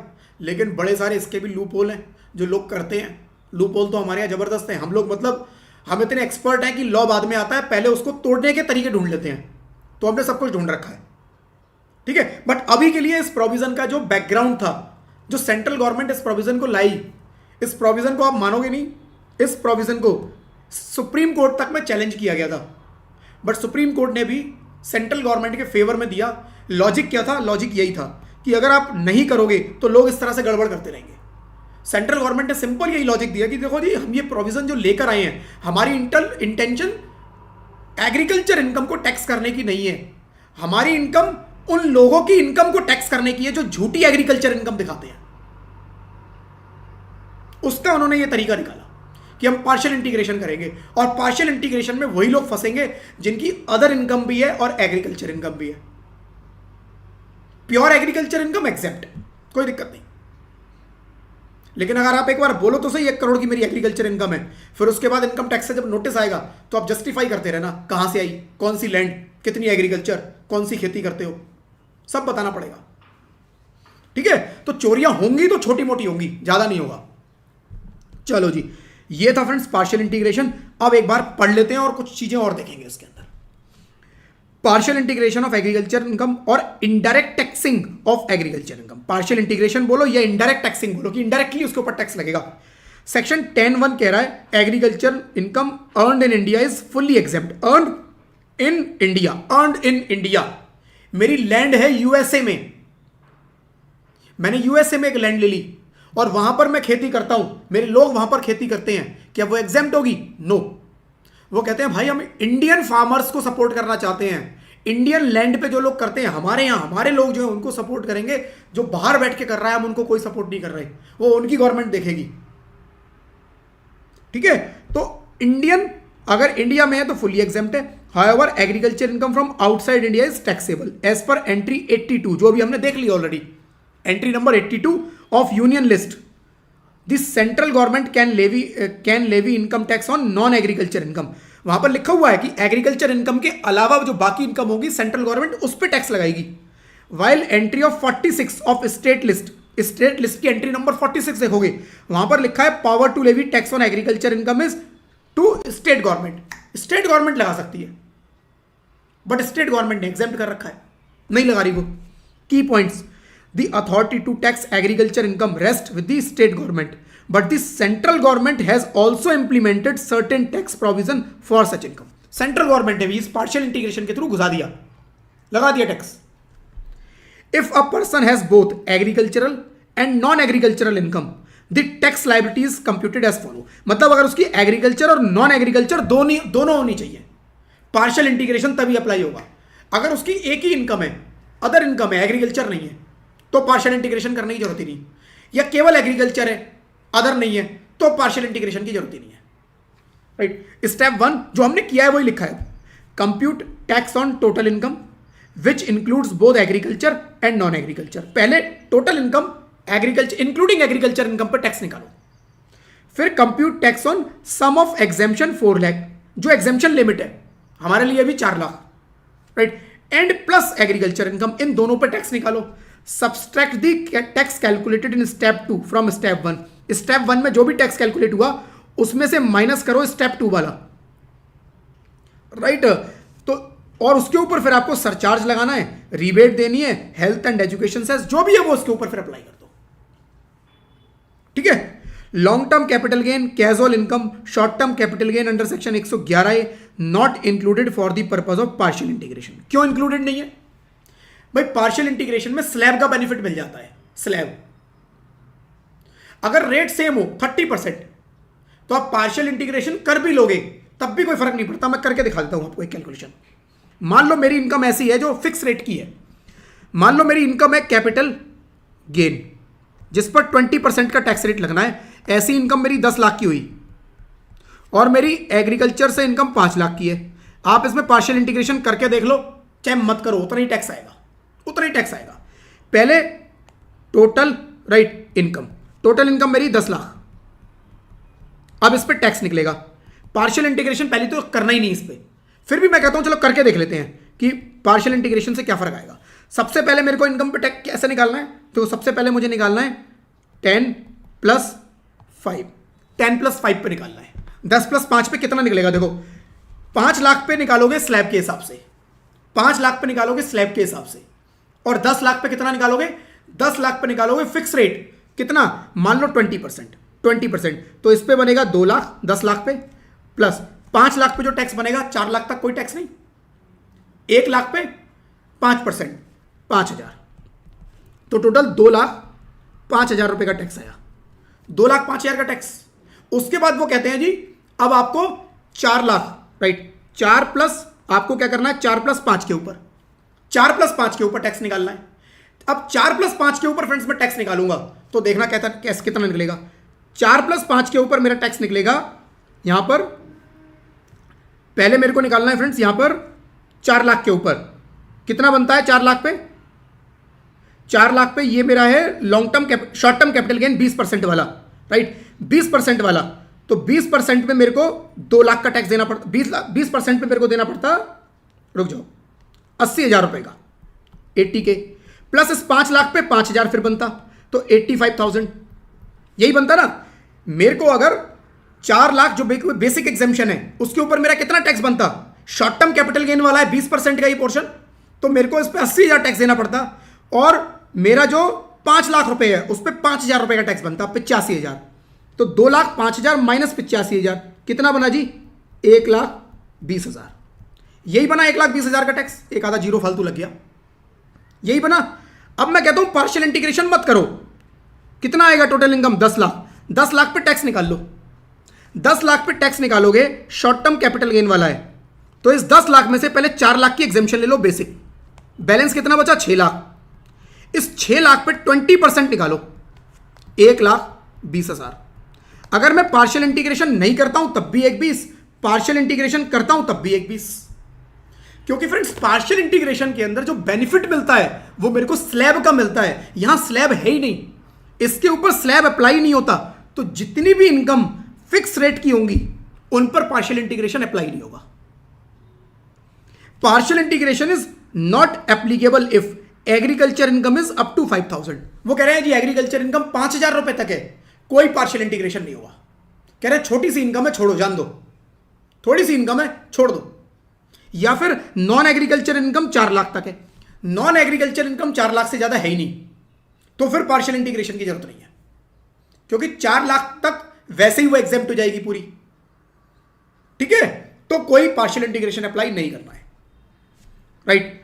पावर टू लेवी टैक्सेस, जो मैंने फ्रेंड्स आपको बताया कि कॉन्स्टिट्यूशन पावर देता है सेंट्रल गवर्नमेंट को, कौन सी लिस्ट में क्या लिखा हुआ है वो सब ये पढ़ लेना, यहां पर ब्रीफ में केवल आपकी इंफॉर्मेशन के लिए दे दिया है, इसमें एग्जाम से रिलेटेड कुछ नहीं आना, ये केवल आपकी इंफॉर्मेशन के लिए है, ठीक है। Partial integration does not apply to partnership firm companies जहां पर slab rate are not applicable. तो पार्शियल इंटीग्रेशन जहां फिक्स रेट है वहां लगेगा ही नहीं। अब फर्म के ऊपर, कंपनी के ऊपर फिक्स रेट का टैक्स लगता है 30%, पार्शियल इंटीग्रेशन करो मत करो सेम आएगा, जैसे मैं अभी दिखाया कैपिटल गेन में। तो यहां पर भी पार्शियल इंटीग्रेशन नहीं करना। ठीक है जी, कुछ एग्जांपल दिए हुए हैं फ्रेंड्स, एक एग्जांपल देख लेते हैं। जैसे mister A is having below income, business income है 8.5 लाख की, हाउस प्रॉपर्टी में 325, अदर सोर्सेज से 25, एग्रीकल्चर इनकम 6 लाख, चैप्टर 6 से की 1.5 लाख की डिडक्शन, कह रहे टैक्स लायबिलिटी निकालो, जोड़ दो 8.5 लाख की business profession, house property 325, other sources से 25,000, 12 लाख रुपए total income, cross total income. Chapter 6 से की डिडक्शन नहीं मिलेगी। क्यों नहीं दिया चैप्टर 6 से की डिडक्शन? क्योंकि फ्रेंड्स आगे आके आप पढ़ोगे डिफॉल्ट टैक्स रिजीम के अंदर चैप्टर 6 से की मैक्सिमम डिडक्शन अलाउड ही नहीं है। तो यहां पर मैंने एज्यूम किया है कि चैप्टर 6 से की डिडक्शन अलाउड नहीं होगी।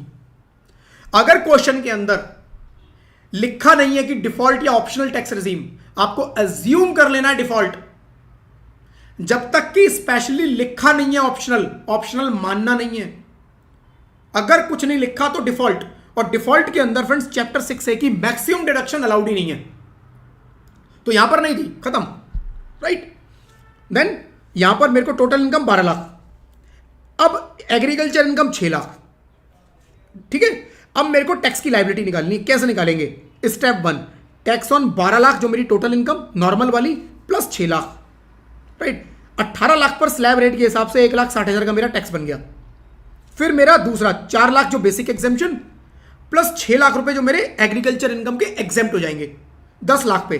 10 लाख पे मेरा 40,000 का टैक्स बनता। तो उन्होंने कहा ठीक है 1,60 में से 40 की छूट ले लो, बैलेंस जो 1,20 है वो टैक्स दे देना।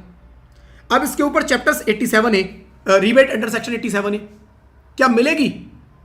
भाई आपके माइंड में आ सकता है कि इनकम तो 16 लाख है, कैलकुलेशन में तो 16 लाख हमने लिए थे, यहां पर देखो 12 और 6 18 लाख है, 18 लाख लिए थे। लेकिन फ्रेंड्स टोटल इनकम तो मेरी 12 ही लाख है। इस 16 लाख को टोटल इनकम का पार्ट नहीं बनाना है कभी भी।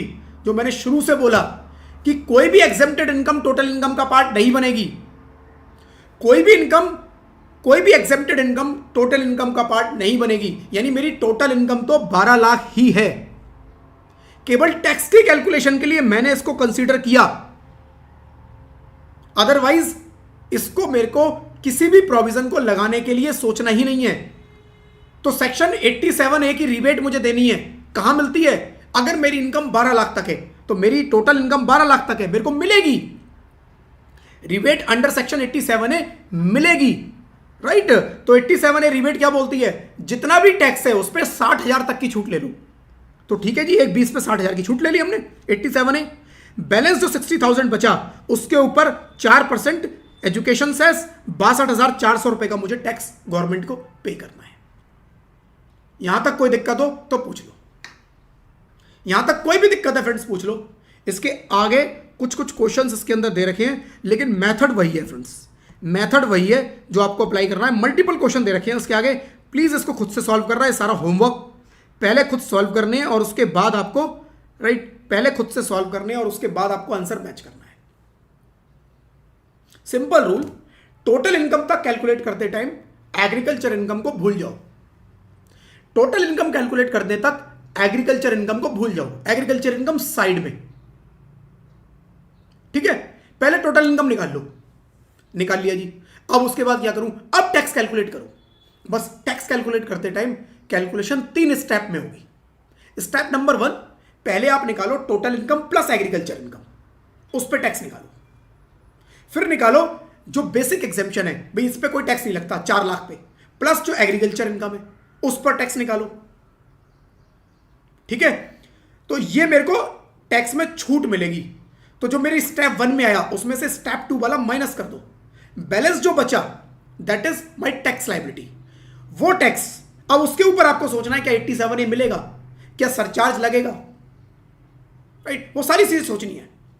एंड देन आपको फाइनली HEC लगा देना है। HEC लगाने के बाद, राइट, HEC लगाने के बाद जो आपकी लायबिलिटी आएगी that is final tax liability. Important questions friends काफी इसके अंदर दे रखे हैं। यहां पर एक चीज मैं आपको और बता देता हूं, एग्रीकल्चर इनकम को ऐड किया, मेरी टोटल इनकम थी। एक छोटा सा एग्जांपल दे रहा हूं, मैं इसका सॉल्यूशन नहीं दूंगा, बट मैं इसलिए ही आपको एग्जांपल दिखा रहा हूं कि ऐसे क्वेश्चन भी दिमाग में रखने हैं। और ये ऊपर मैंने एग्जांपल्स दे रखे हैं, इनको सॉल्व कर लेना। मान लो मेरी अदर इनकम 1 करोड़ की है और एग्रीकल्चरल इनकम मेरी सपोज 25 लाख रुपए की है। अदर इनकम 1 करोड़ की, एग्रीकल्चर इनकम 25 लाख की, मेरी जो टोटल इनकम बनेगी वो 1 CR की बनेगी। बट जब मैं टैक्स की कैलकुलेशन करूंगा तो टैक्स की कैलकुलेशन करते टाइम ध्यान देना फ्रेंड्स, यहां पर टैक्स की कैलकुलेशन करते टाइम पहले मुझे 1 CR प्लस 25 लैक्स पर टैक्स की कैलकुलेशन करनी है। जब 1 CR प्लस 25 लैक्स पे मैं टैक्स की कैलकुलेशन करूंगा तो यहां पर मेरे को सरचार्ज की भी कैलकुलेशन साथ में करनी पड़ेगी, क्योंकि 1 करोड़ प्लस 25 लाख पे मेरा सरचार्ज का जो रेट आएगा वो 15% आएगा। 1 करोड़ इनकम क्रॉस कर गई 15%। और दूसरे स्टेप के अंदर मेरे को कितने पे टैक्स निकालना है? मेरे को टैक्स निकालना है फ्रेंड्स केवल 4 लाख प्लस 25 लाख पर। यहां पर मेरा कोई सरचार्ज नहीं होगा। तो इस तरह के क्वेश्चंस भी आएंगे, थोड़ा ट्रिकी, आप समझ रहे हो? यानी कि पहले स्टेप में जो मैं कैलकुलेशन करूंगा 1.25 करोड़ पे मेरा सरचार्ज भी आ गया, तो यहां मेरा सरचार्ज भी ऐड हो जाएगा। सेकंड पे 4 लाख प्लस 25 लाख, राइट, केवल 29 लाख, कोई सरचार्ज नहीं। तो यहां सरचार्ज को भी आपको कैसे एडजस्ट करना है, प्लीज क्वेश्चन जरूर सॉल्व कर लेना, क्योंकि अगर इस तरह के क्वेश्चन एग्जाम में आ जाते हैं फ्रेंड्स, हम फंस जाते हैं। ऊपर इस तरह के क्वेश्चंस दिए हुए हैं, इनको सॉल्व कर लेना।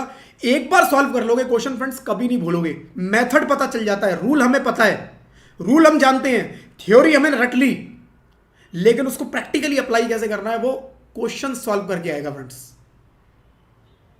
ठीक है, कोई डाउट हो तो फ्रेंड्स पूछ लो।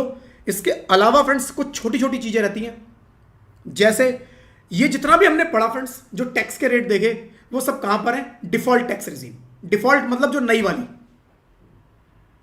पहली क्लास में हमने डिस्कस किया था डिफॉल्ट टैक्स रिजीम, क्या उसके पीछे हिस्ट्री थी, कैसे आया, सब हमने डिस्कस किया।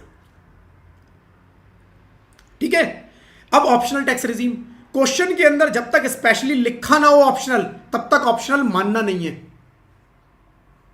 ठीक है, लेकिन अगर ऑप्शनल टैक्स रिजीम का आ जाएगा तो जो रेट आपने जो रूल्स बताए हैं सारे वैसे ही हैं, बट जो रेट है टैक्स के वो चेंज हो जाएंगे। टैक्स के रेट चेंज हो जाएंगे।